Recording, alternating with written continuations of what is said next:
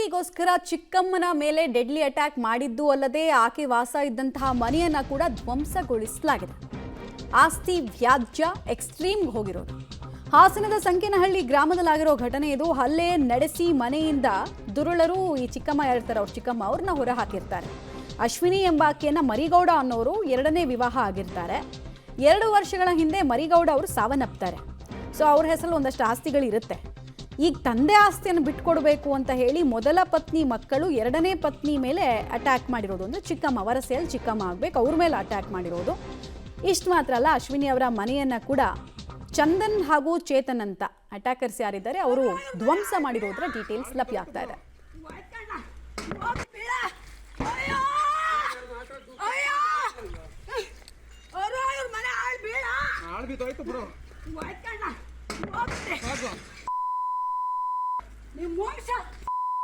ಬಟ್ಟೆ ಮೇಲೆ ಕೈ ಹಾಕಿದ್ರೆ ಬೇರೆ ತರ ಮಾಡ್ತೀನಿ.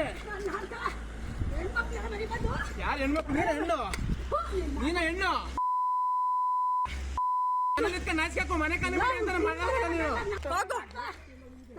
ಕೌಟುಂಬಿಕ ಕಲಹ, ಆಸ್ತಿ ವ್ಯಾಜ್ಯ ಯಾವ ಹಂತದಲ್ಲಿದೆ ಅನ್ನೋದನ್ನ ನೋಡ್ತಾ ಇದ್ದೀರಾ. ಇಬ್ಬರು ಯುವಕರು ಒಬ್ಬ ಮಹಿಳೆ ಮೇಲೆ ಹಲ್ಲೆ ಮಾಡಿ ಒತ್ತಾಯಪೂರ್ವಕವಾಗಿ ಆಕೆಯನ್ನು ಎಳೆದಾಡ್ತಾ ಇರೋದನ್ನ ನೋಡ್ತಾ ಇದ್ದೀರಾ. ಆಕೆ ಅಸಹಾಯಕಳಾಗಿ ಕಿರ್ಚ್ಕೊಳ್ತಾ ಇದ್ದಾಳೆ, ಬಟ್ ಸಹಾಯಕ್ಕೆ ಯಾರೂ ಬಂದಿಲ್ಲ.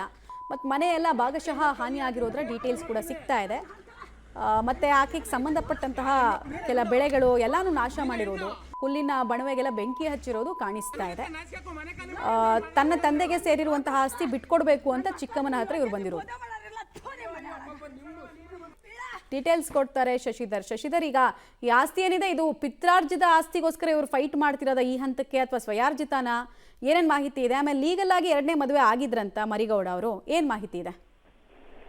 ಮಮತಾ, ಕಳೆದ 22 ವರ್ಷಗಳ ಹಿಂದೆ ಸಂಕೇನಹಳ್ಳಿ ಗ್ರಾಮದ ಮರಿಗೌಡ ಅವರ ಮೊದಲನೇ ಪತ್ನಿ ತೀರೋಗ್ತಾರೆ. ಅದಾದ ಬಳಿಕ ಅವರು ಕುಟುಂಬಸ್ಥರ ಸಮ್ಮುಖದಲ್ಲೇ ಏನೀಗ ಮಹಿಳೆ ಹಲ್ಲೆಗೆ ಒಳಗಾಗಿದ್ದಾರೆ ಅಶ್ವಿನಿ ಅವ್ರನ್ನ ಮದುವೆ ಆಗಿರ್ತಾರೆ. ಅವ್ರಿಗೆ ಒಂದು ಹೆಣ್ಮಗು, ಹಾಗೆ ಹಿರೇ ಹೆಂಡತಿಗೆ 2 ಗಂಡು ಮಕ್ಕಳು ಚಂದನ್ ಚೇತನ್ ಹಲ್ಲೆ ನಡೆಸಿದರೆ ಅವರು ಸಹ ಬಾಲ್ಯದಲ್ಲೇ ಅವ್ರ ತಾಯಿ ಬಿಟ್ಟದಾಗ ಇವರೇ ಸಾಕಿ ಸಲುವಿ ಅವ್ರನ್ನ ಮದುವೆ ಕೂಡ ಮಾಡಿರ್ತಾರೆ. ಆದ್ರೆ ಮರಿಗೌಡರ ಹೆಸರಿನಲ್ಲಿ ಒಂದು ಮನೆ, ಸ್ವಲ್ಪ ಜಮೀನು ಇರ್ತದೆ. ಆ ಜಮೀನಿನ ವಿಚಾರಕ್ಕಾಗಿ ಇತ್ತೀಚೆಗೆ ಏನು ಎರಡನೇ ಪತ್ನಿ ಮರಿಗೌಡರ ಅಶ್ವಿನಿ ಇದ್ದಾರೆ ಅವ್ರನ್ನ ಬಿಟ್ಕೊಡುವಂತೆ ಜಗಳವನ್ನ ಮಾಡ್ತಿರ್ತಾರೆ. ಅದು ಕೋರ್ಟ್ಗೂ ಸಹ ಹೋಗುತ್ತೆ. ಹಿಂದೆ ಒಂದು ಸಲ ಗಲಾಟೆಗೆ ಪೊಲೀಸ್ ಠಾಣೆ ಮೆಟ್ಟಿಲನ್ನು ಸಹ ಇರ್ತಾರೆ.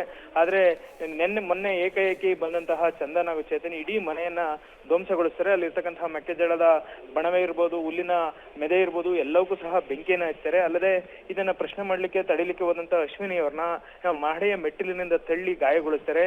ಆ ನಂತರದಲ್ಲಿ ಆಕೆ ಕಿರ್ಚಾಟವನ್ನ ಮಾಡ್ತಾರೆ. ಯಾಕೆಂದ್ರೆ ಅಶ್ವಿನಿ ಅವರು ಏನಿದ್ದಾರೆ, ಅವರು ಆ ಮನೆ ನನಗೆ ಸೇರ್ತಕ್ಕಂಥದ್ದು, ನಾನು ಏನು ಎಲ್ಲರ ಕುಟುಂಬದ ಸಮ್ಮುಖದಲ್ಲಿ ಮದುವೆ ಆಗಿದ್ದೇನೆ, ಹಾಗಾಗಿ ಅದನ್ನ ನಾನು ಬಿಟ್ಕೊಡಲ್ಲ, ನಿನ್ಗೆ ಏನು ಆಸ್ತಿ ಕೊಡ್ಬೇಕು ಅದನ್ನೆಲ್ಲ ಕೊಟ್ಟಾಗಿದೆ ಅಂತ ಅವರು ಸಹ ಏನು ಕೋರ್ಟ್ ನಲ್ಲಿ ಏನು ಪ್ರಕರಣವನ್ನು ಹಾಕೊಂಡಿರ್ತಾರೆ.